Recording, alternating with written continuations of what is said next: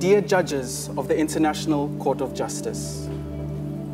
My name is Dylan Kava, and I am from Ha'apai in the beautiful Kingdom of Tonga, with maternal links to Kulukulu, Nandranga in the Fiji Islands.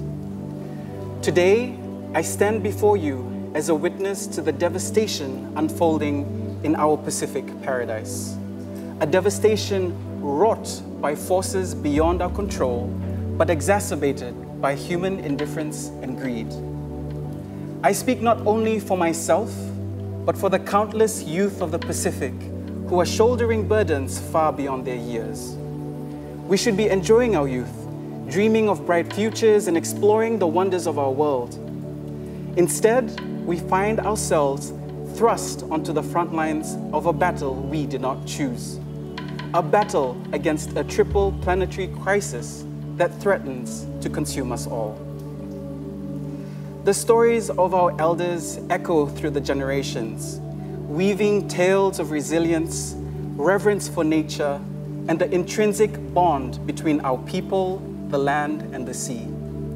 But today, these stories are tainted with sorrow as we witness our homes disappearing beneath the relentless rise of the sea, our sacred sites eroding into oblivion, and our cultural heritage fading into memory.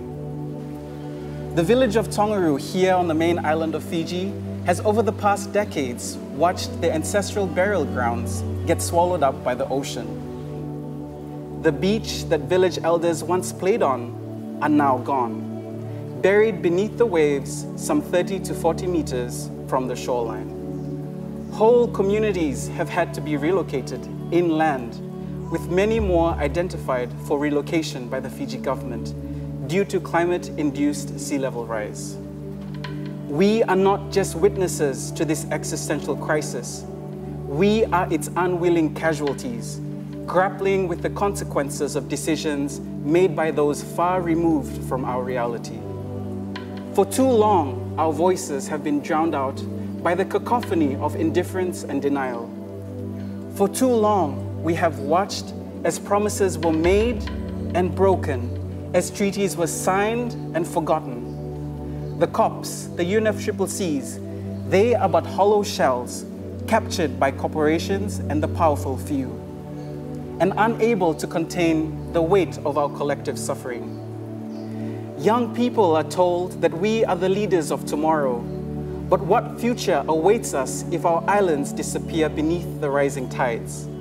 We are told to have faith in a system, but how can we have faith in a system that has continued to fail us time and time again? Our rights, enshrined in international law, are being trampled upon by the very systems meant to protect them. The right to life, to health, to the clean environment, these are not abstract concepts, nor are they luxuries afforded to us. They are fundamental human rights denied by the greed and apathy of the powerful. As a Pacific climate warrior, I stand firm in the mindset that we are not drowning, we are fighting. Fighting for our homes, our heritage, and our humanity. But even the strongest warriors need allies. And so I stand before you today asking not for pity, but for solidarity. Solidarity in the face of adversity. Solidarity in the pursuit of justice. Solidarity in the fight for our very survival. This climate ICJO is a once-in-a-generation opportunity.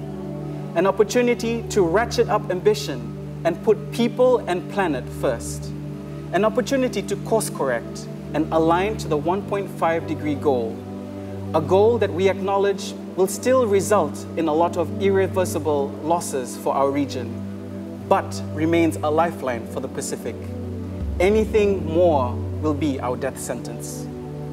The proceedings before your court, a campaign sparked and championed by young Pacific Islanders, offers us a glimpse of Pacific resilience and the warrior spirit, telling the world that we are not just victims of circumstance. We are world builders.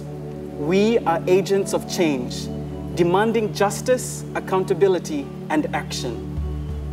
So I ask you, judges of the International Court of Justice, will you stand with us as we confront the greatest challenge of our time? The time for action is now.